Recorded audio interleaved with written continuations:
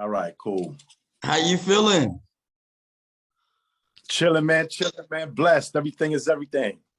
Everything is everything, baby. Welcome to the Mental Margarita Show, man. We got Special Ed, the legendary, the architect, the lyricist. Building. I'm telling you, it's crazy. We in the building, ladies and gentlemen.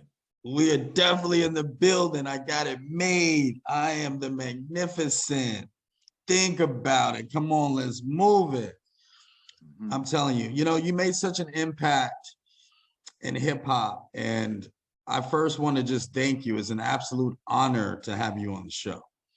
I appreciate that, man. I appreciate that. It's just been a journey for me over the past 30 years to,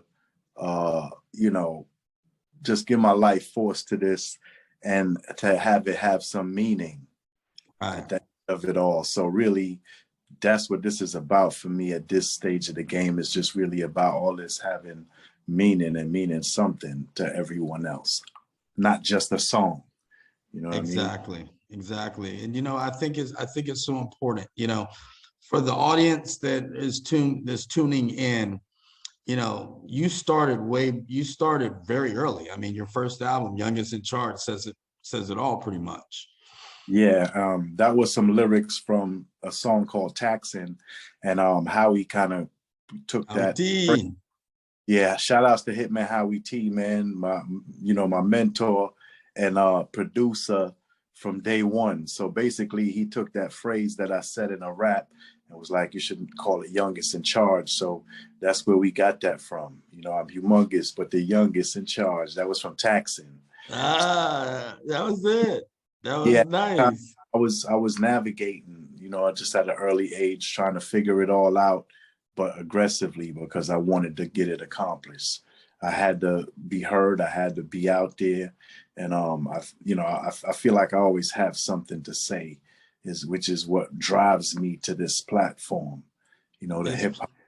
Yeah, I feel the same way. Yeah, because me listening to your music, it was well, like, you put thought in what you said. It was like listening to Rakim. It was like every single line was well crafted. You weren't just messing around, just saying any and everything. You know what I'm saying? Right. I thought that was really cool. It was more so. It was also more so about the overall message than even if it was a joke or a pun or a story, whatever it is, it had to be intelligent and witty and make sense, all of, right. It was more so about the upliftment of ourselves and others. It was setting an example. It was actually manifesting greatness, manifesting wealth, manifesting, just positivity. And that's what we were into. And I think it just, the industry just got overwhelmed with darkness. Yeah, I know. So much of it, man. And the thirst is the thirst of darkness. The thirst of darkness right there, man. Yeah. It really did, because like, even in those times when, the streets were real in those times, just like they're real now. But what do you think has happened as far as the music is concerned? Like, you look at P&B Rock, just recently Takeoff passing away. What are some of the solutions you think that we have to figure out to make this culture better? Because our people are really looking ridiculous. Well, it's a state of mind. It's a mentality. We have to be able to go out there and speak off stage and make sure that we send a clear message that this is for entertainment purposes. And we're not here to harm each other. If we're expressing our art, it is not intended for misuse. It is not intended for the listener to assume the character role and become some sort of op. You understand? That's not what this is. The hip hop was made and put here for us to manifest wealth, power, and enable us to grow as a community. Wow. And what corporate has done is taken the dark side of the lyrics and lyricism and focused on that Totally. So it's like you're watching a TV, but everything on TV is a horror movie. Yeah. Instead of having comedy, Right. instead of having documentary, instead of having just education, you want it all to be dark horror. It's so crazy. Yeah, that's That's so true. within the music industry. And to be honest, I would go as far as to say that there are hate crimes being perpetrated because these labels, companies, advertisers, sponsors are all endorsing, paying for, and supporting hate crimes. Yeah. Because the messages in the music are directly threats and violent acts committed upon a specific race, group, or culture, right? So Yeah. we're dealing with hate crimes right now on a large scale. So that's really the bottom line, man. Like and until we recognize that and start pressing charges and filing charges against people, then they're going to continue to spew anti-Semitic hate crimes. Yeah. Yeah. I mean, I like what you said, press charges. Oh, yeah. Mandatory.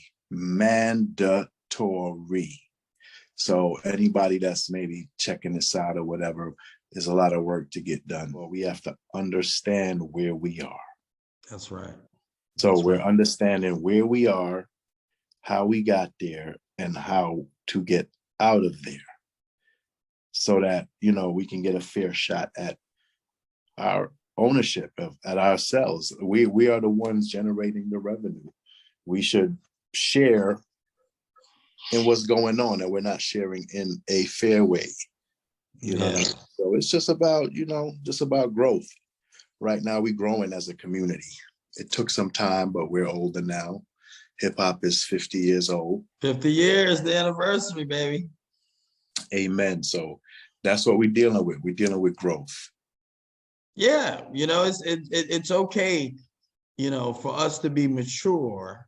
Right. You know what I'm saying? Not running around like we crazy. Oh no. And as far as me, as far as me, I've been dedicating more of my time to my organization, SEAL. It's SEAL, Special Ed Arts and Literacy. Okay. SEALartsandliteracy.org. You can go on there and see what we do. We deal with a lot of STEAM, science, technology, engineering, arts, and math. Wow. Yes. And nice. We have programs that we have already participated in. I've been active for years with other organizations, but I just recently formed my own organization, and we have been hit the ground running. We have all kinds of things up and running right now, as well as this Hip Hop Alliance partnership and the efforts that we're doing with the hip hop community. Wow, that's fantastic. As well as the children and the arts and literacy and all of that stuff, the engineering. Well, I mean, we have to pay focus with the children. I mean, because that's where some of the problems stem, It's all of the problems, because that's the problem now, is the children out here killing each other. Going crazy. It's not old people shooting each other. It's the kids killing each other. And we have to speak to them candidly as adults, as parents, as loved ones, because if we don't, no one else will. No one cares for them the way we do. So we have to speak to them. And they're only going to listen if we stand together and speak to them together, because no one listens to just their parents. That's right. Who does that? Right? Okay, so we have to come together as a community and speak to these children together, and so that they can understand that what they're doing is not in line with our ancestry, not in line with our genetics, and not in line of how we are built. That's right. Okay, we've been definitely diffused, diluted, and confused. And we're imitating art at this point. Yeah. So instead of imitating art, we need to imitate being righteous and being upstanding beings. That's right. Is where we at. So we're trying to just, change the mind state. That's where it all starts, in the mind, how things are perceived, how you look at it. And, a lot of these kids grew up. You got to think now, hip hop is 50 years old. So let's take it back.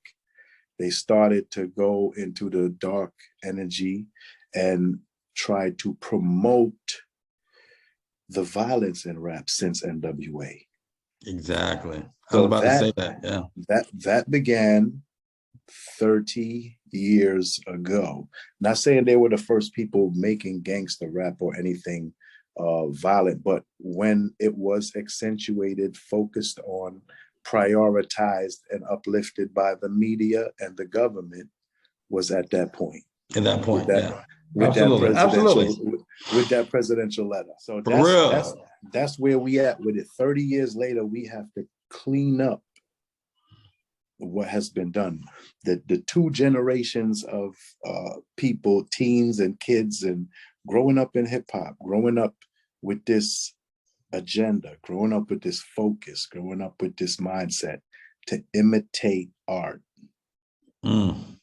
So that's where we at now. And it's just about, a little snap in the fingers, waking up, stating some facts, and getting us all to understand where we're at and how we got here. All those things, which are very important. Yes, sir. So that's my mission, and that's what I'm doing at SEAL, is arts and literacy, teaching these children properly. I don't want them coming into hip hop with the highest mortality rate of any occupation in the country. So being a hip hop artist is more dangerous than being a cop. Yeah. Being really a firefighter, being a construction worker. Is that crazy?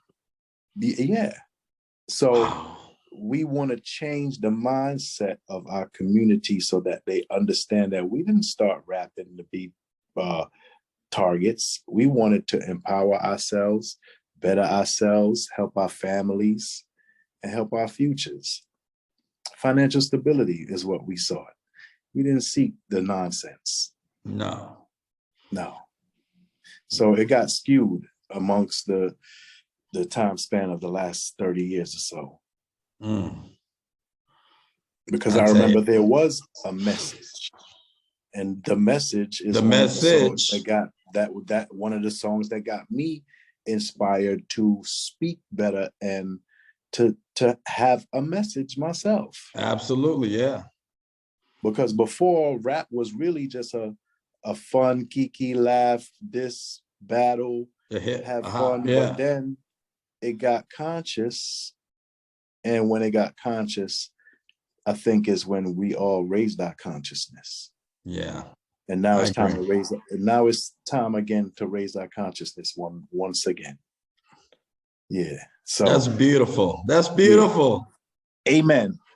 Special Ed, I appreciate you so much. Now, before we leave, is there anything musically that you're doing right now? Yes, we actually getting ready to put together a new project. We have gathered up the icons and legends and teams from all the movements of the years, from the Stop the Violence movement, self-destruction, and to the West Coast, to all the players involved. So we're putting together a project that will speak to what we are professing. Wow, that's fantastic, man. Amen. You know what? I appreciate you, man, so much. And I'm just so happy that you're continuing to do all these wonderful things. I haven't seen you in a long time, man. Since South Beach. Right. But, we still here, man. God willing, we blessed. You know what I mean? So just keep doing what you do. And you have a platform now to kind of get things up and running and out there and get the message heard, Absolutely, man. We got to definitely collaborate in the future. I got to bring you out to Vegas. Yes, sir. No problemo. Anytime the people are ready for the truth, I'm right here. It's definitely a city that needs it. Amen. Yes, sir. All right, man. God bless you. You have a good one, man. All right. One love. One love. Peace.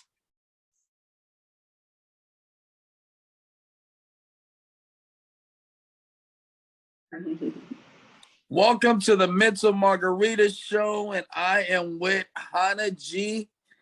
And let me tell you something. This is an amazing opportunity for someone that's got a lot of good stuff that's going on. She's well respected in the music industry.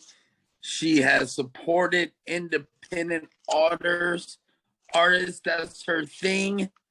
And what else? She also has held events, given awards to artists. I mean, you just done it all. How are you doing today? I'm well. Thank you for asking. How are you? I'm feeling good. It's Saturday. Yes. And I'm really, I came across you and, you being in the PR game, I found it really interesting because, it takes a lot to do what you do. But before we even get into that, give me some background. What is your work background, your educational background? Sure. How far back in the education do you think I should go? Let's be collegiate. All right. So I got my degree in media in from Hunter College, the City University of New York. Wow. And I didn't want to go to grad school because in journalism, they say that's a waste of time to get your master's degree because the publications that you work for are going to strip you of what you learned and retrain you for their publications. So, and then after that, I kind of was in and out of the corporate world. I was doing marketing and administrative work. I also did an internship at CBS News. I did some work Fox. And what I learned is that everybody in the world is trying to work at those big networks. And so it can be very competitive and draining. Yeah. And I eventually just took everything that I learned and started my company, where I've been ever since 2006. Unbelievable. Yeah, and I mean, I can imagine the competition being so grueling. Yes. So that's wild. So you decided, okay, I'm going to start my own thing up. Why was that the main reason why you decided to go into business for yourself, or were there other reasons as well? No, I was really dedicated, and I was heartbroken that you could love a job and not be able necessarily to do well in it, because when you're working with other people, they can control your livelihood, even if you're extremely dedicated and good at what you do. You just don't have control over certain politics, and it was heartbreaking. And I had a lot of passion for what I wanted to do. And in working for myself, even though times can get tough and financially challenging, at least you have a sense of security, and stability. Right. I've got friends who were laid off for one reason or another and couldn't survive independently. And I feel like you've got to always be able to support yourself. I think that was a really good move. So what are some of the mistakes that people make, that work, working in this field? What are some of the mistakes that you've seen that you can give the audience? Okay, so that answer, that could be answered in so many different ways, depending on the industry. So in my industry, if you are a marketing professional, there's a lot of things that you can do wrong, but if, it's not the same thing as the things you could do wrong as an artist. Right. So I don't know how specific you want me to be. Let's talk about your industry, and then we'll do the flip side with the artists. Okay. Well, I guess people in my industry, a lot of people, I feel like they don't hone the necessary experience, and you'll see a lot of people who really don't have certain skill sets and trying to promote that they are something they're not, whereby taking advantage of people. They can't do certain things. And so sometimes people's eyes are their eyes are bigger than what they really can do. I mean, if that makes any sense. Maybe that's not the right analogy. No, but let's it's put it good. like PR is not really that lucrative, but it can be, you know. And so sometimes people get gassed off the kind of prices that they can charge and what they might be able to get from an artist, but, you know, knowing that they're not able, they don't have the skill sets. And, you know, that's something that whether you're an artist or you're a small business, you really have to use discernment. You can't just go by who people say they are or who they know, you know. Yeah. You have to do your research. I mean, there should be a red flag that goes up if someone doesn't have a website, you know, if they don't have a portfolio, you know, a well done portfolio to show, things like that. So, now from the artists. Yeah. No, artists make mistake by having middlemen. Middlemen can really mess things up for them. You don't need any middlemen. I mean, people who are your manager or your assistant or whatever, it's good to have support, you know, but a lot of times you have these yes men and not enough for reals in your corner. Right. To tell you the time. So people can block their blessings, miss out on a lot of good opportunities by giving too much control over to partners. Yes. I've gone through that in my lifetime. Oh, that's fantastic. Well, you know what? We love you, and you have been absolutely amazing. How do they follow you if someone's interested in using your services? Well, HannahAssociates.com, HANAASSOCIATES.com. I can also be followed on Instagram at Hannah Associates PR. And also Ms. Hannah G, MZHANAG. I write a lot of articles under that name, and that would direct people right to my socials. Oh, that's fantastic. That's absolutely wonderful. And you know what? Our Saturday is wonderful, and our Sunday morning is going to be even more wonderful. I'm looking forward to seeing you again, maybe collaborating in the near future. Yeah, sounds good. Anytime, give me a holler. I look forward to seeing Mental Margarita. I love that name, by the way. Thank you. I appreciate it so much. And you have a good one.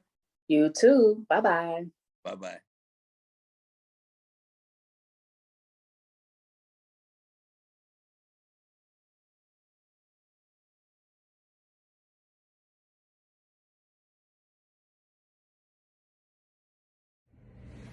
Hello, Wes Acton, Dr. Professor Genius of Life, Universe, and Everything.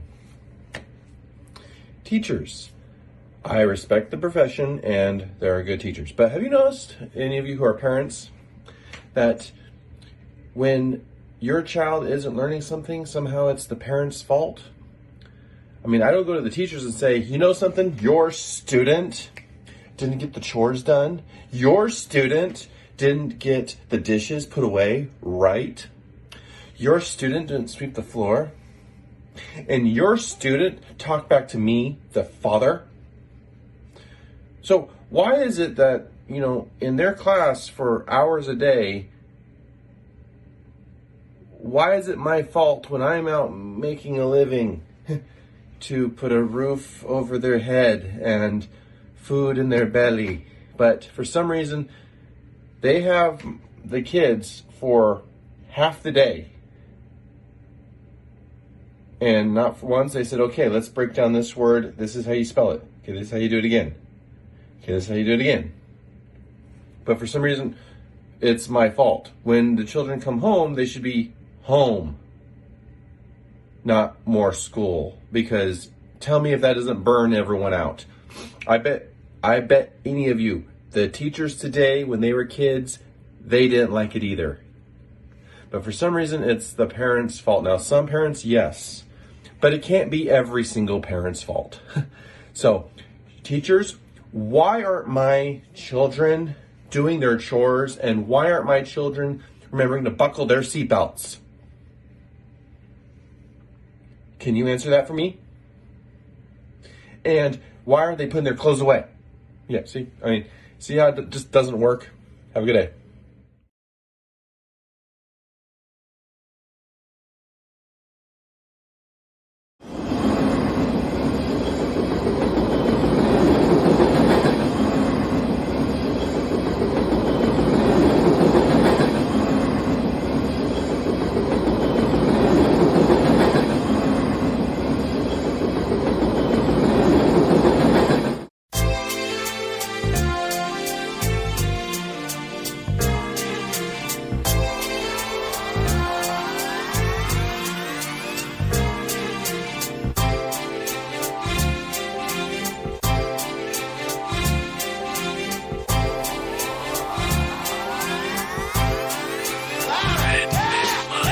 You're starstruck, here's a sprinkle of the stardust. Hold your champagne glass and your cigars up.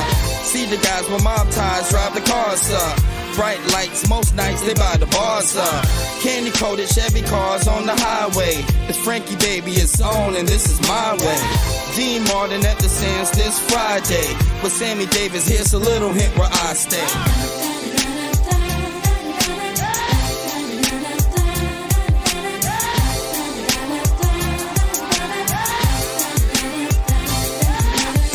The city shines like Liberace's mansion. And you know Elvis had the whole city dancing. Showgirl silhouette steady prancing. Shout out to June, just the Copa Girls anthem. Legal gambling, yeah, that would tempt me. It's Sin City, holy water couldn't cleanse me. And Wayne Newton had the crowd in a frenzy. Live at the Stardust, the seats never empty.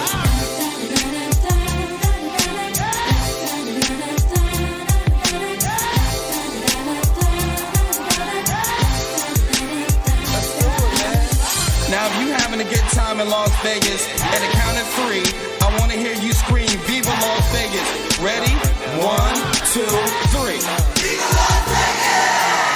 And Main Street was the official local beer stop. Enough slot machine noise to make your ears pop. The cigarette girls walking souvenir shops, while Red Fox had them laughing till the tears drop. Before Steve got a win at the right time, Sig and Roy had a long circus lifeline. Now the Strip's got a lot of neon light signs. Would you agree there's not another city like mine?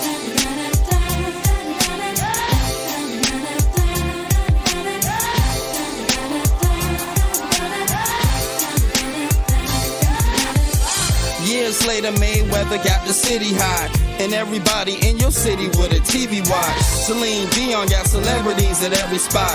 Boys the Man even got Jenny on the block. Now here's a culture shot, the desert's got a hockey scene. Golden Knights, yeah, the #1 hockey team. And we even got the Raiders repping Vegas now. So get the champagne, it's time to bring the waiters out.